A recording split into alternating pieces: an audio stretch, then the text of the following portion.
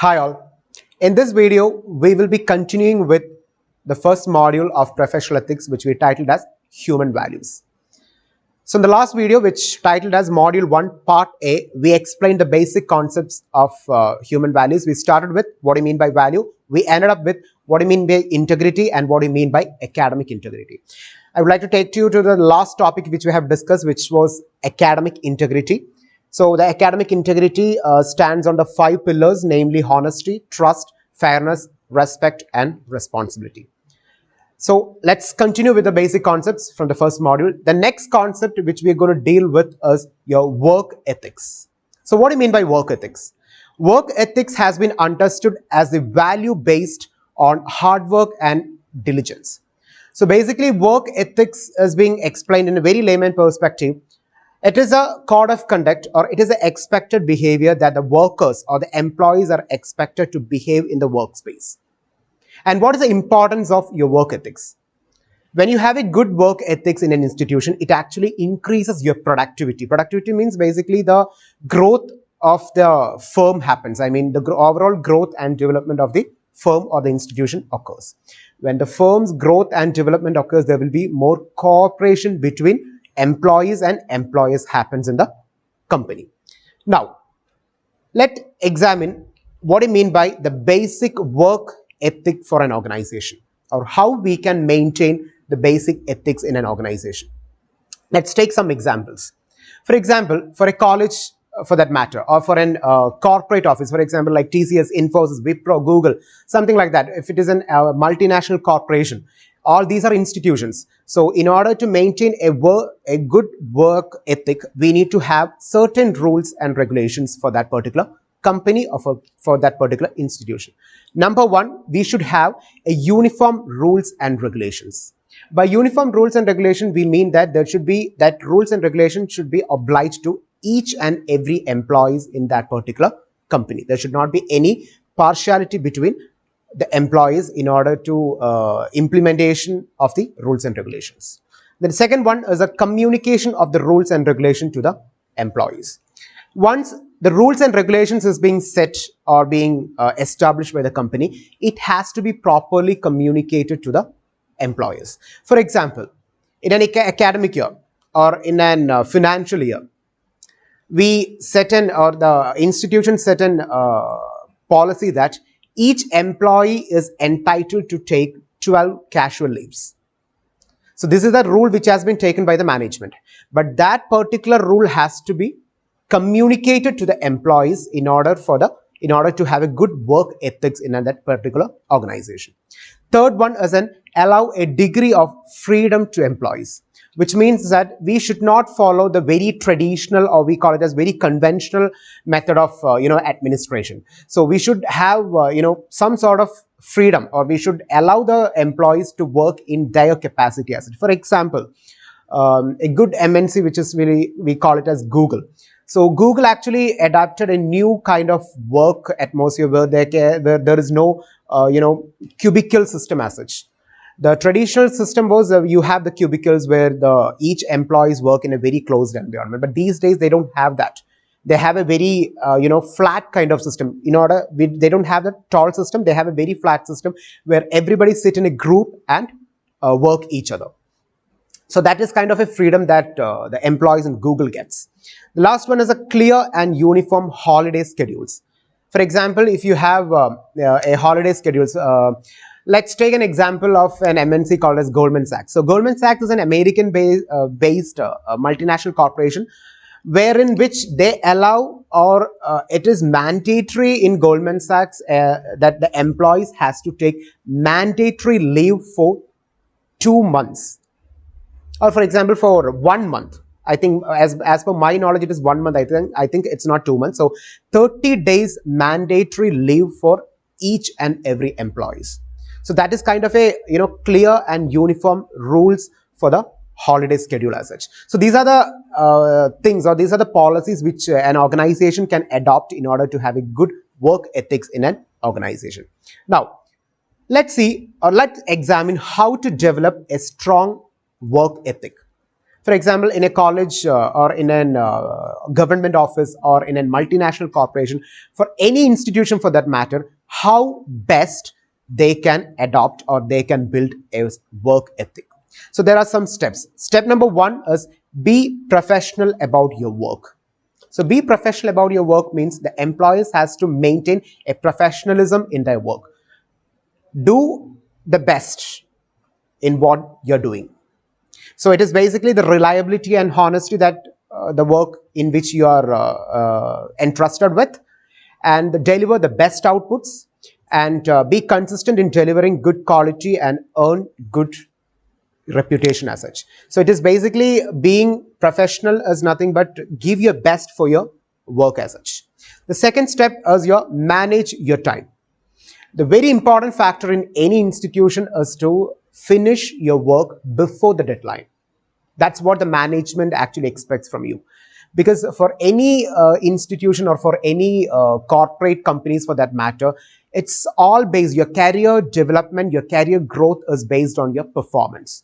And one criteria in that performance is to complete your task before the deadline. So please kindly maintain that. The next one, the third step is you keep a balance and deliver consistent high performance work. There is a common culture in certain employees that during the initial stage of work, they actually work very well. Their productivity rates is something around 90% or 95%, because we cannot say that it's 100%.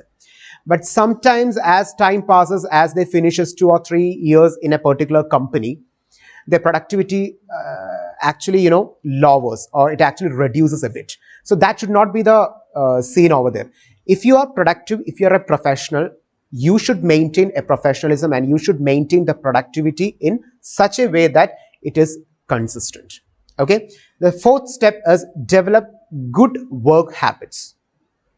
Developing good habits as such, for example, if you got a mail from your particular client, you're getting a mail 10 o'clock in the morning, and you decided to reply or respond for that particular mail for the next day, or next day morning, or next day evening, or something. That's not a good habit.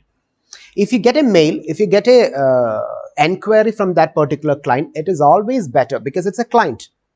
So it's always better to respond quickly. So spontaneous in response is very important to have a good work ethics in your organization. So these are the things that you can actually keep in mind in order to have a good, strong work ethic in your organization. Now, what are the elements of a strong work ethic? What are the things that you have to keep in mind in order to have a good work ethic in an organization? You should have honesty and integrity. You should be, loyal to the organization. Alertness. Alertness means basically you should be alert about, or you should be aware about the rules and regulations, what's happening in the organization.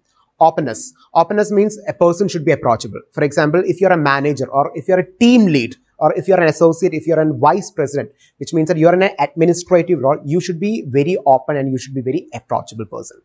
Respect for others. The very important factor in an organization, respect each and every individual, because they have their dignity. Reliability and dependability. You should be reliable and you should be interdependent also. Then determination and dedication. When you are on work, you have to be fully determined and you have to be fully dedicated in your work. Accountability and responsibility.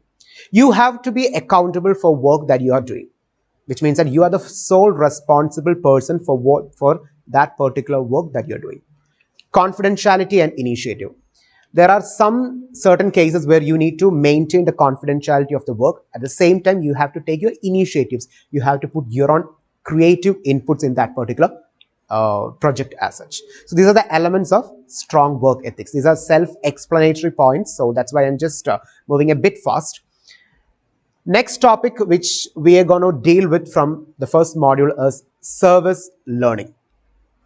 So as the title suggests, it is by learning from service. So service learning refers to learning that actively involve student in a wide range of experiences which often benefit others and community, which also advancing the goals of a given curriculum.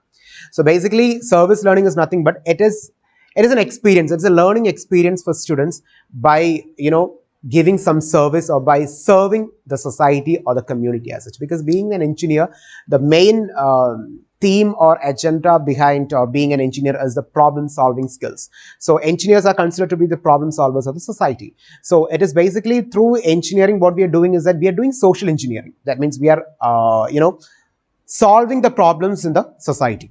So when we solve the problem, it is basically we are learning from that particular experience. That is what we call as service learning. Now, what are the qualities of service learning? What are the benefits, or we call it as what are the positive sides of service learning?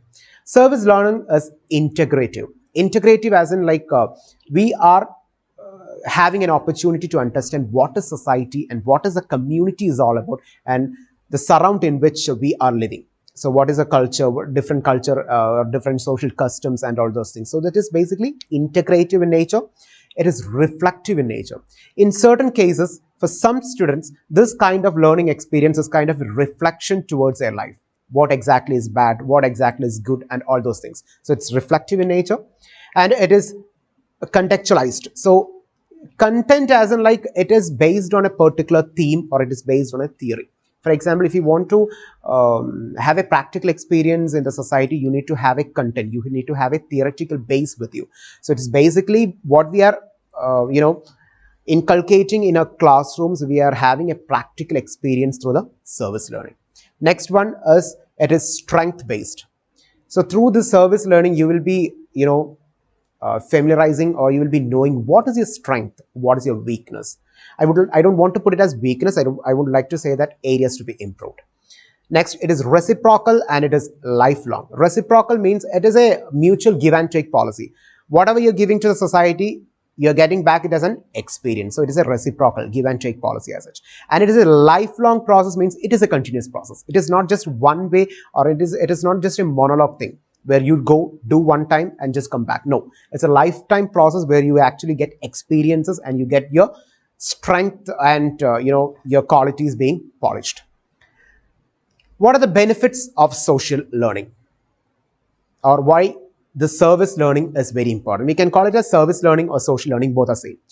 The benefits of social learning is it is learning outcomes. It's basically you are learning more and more experiences from the society or for the community service. And personal outcomes. Personal outcomes, as I rightly mentioned, you will get to know what is your strength and what is the areas that you need to improve.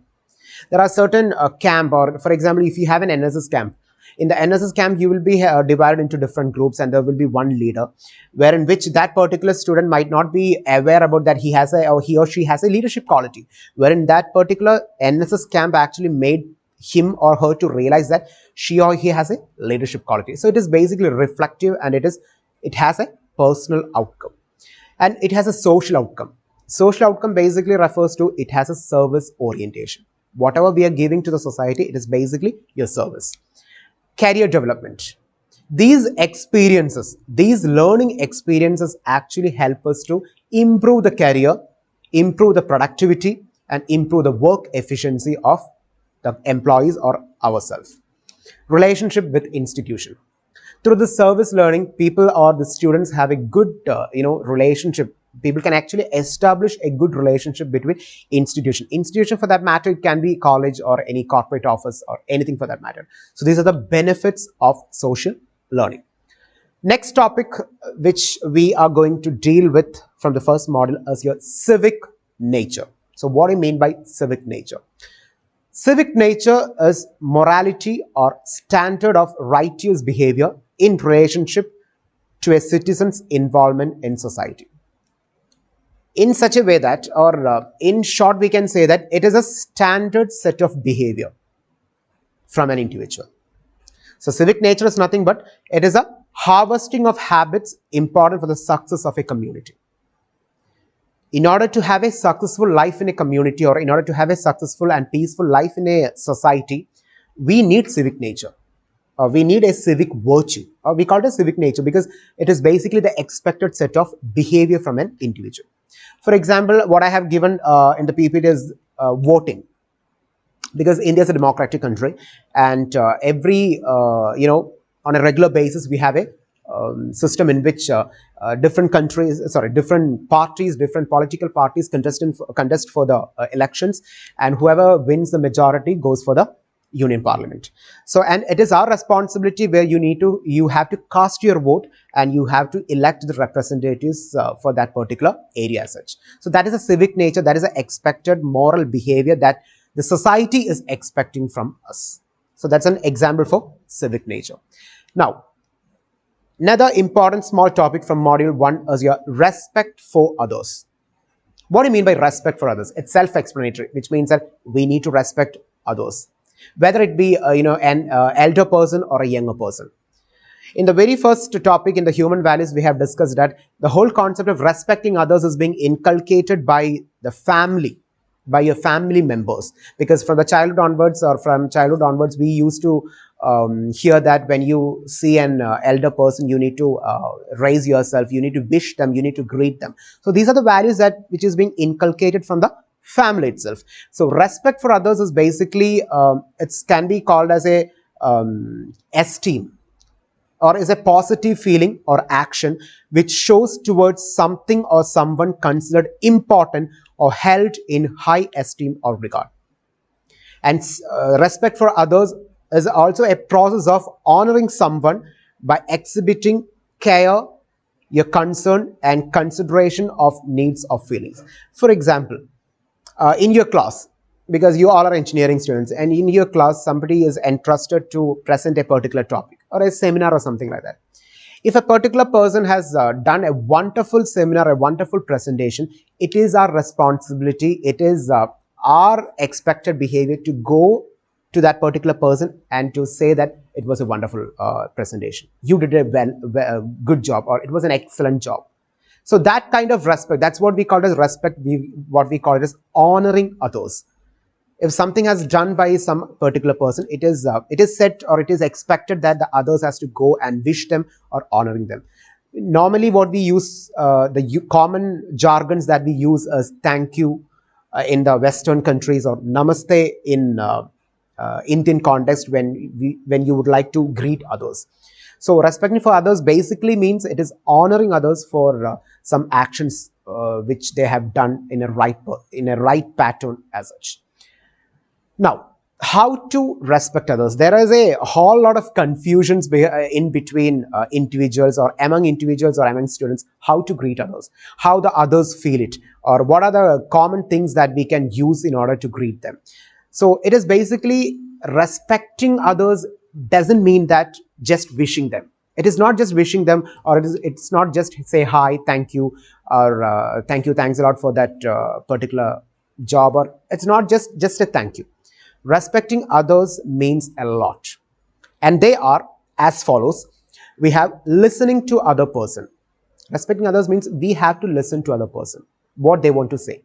For example, if you have any friction between any other person, for example, two persons, A and B, they have a friction as in they are not in a good personal terms. So if that is the case, it is a responsibility to A, it is a responsibility of A to listen from B, what he or she want to say. Exactly, it is a responsibility of B to listen from A. So it is a time that you spend for others. Being empathetic and understanding each other and putting ourselves in their shoes.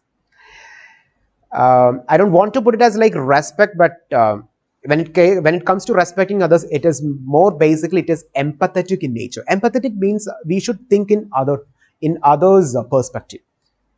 All right, so the word sympathy and empathy is different. Empathetic means it is like understanding others' feeling in their own perspective as such. So we should be empathetic in nature, we should listen to others, and we should apologize to each other when we make mistake. This is a common thing that we lack in the society. If you're in trouble, or if you have done a mistake and you realize that it is a mistake, don't hesitate to say sorry, or don't hesitate to apologize. So do apologize if it is a mistake. Keep other people's secret confidentially. It is it's very hard to get some, normally people used to say that it is very hard to get some good friends, good reliable friends. It's a common statement I used to hear in everyday life, because we cannot rely upon somebody, because when you say a particular thing to a particular person, and when we say that it is confidential in nature, but when that particular person violate that confidentiality, it actually matters a lot. So you need to keep the secret of other person. That is the expected behavior. Complying with and respecting laws and regulations. So what are the society, what are the rules and regulations that the society has made? You are supposed to obey that rules and regulations. Respecting the privacy and intimacy of others. In this generation, or in this, I don't want to put it as generation, but in this particular current situation, what social media is doing is, peeping into others' privacy as such. So different kinds of trolls, posters, abusive statements, comments, and all those things. So these are kind of violating others' privacy. Respecting others means we should respect the privacy of others. Every individual has their own privacy, their own circle of privacy as such. So please do respect that. And finally, be grateful.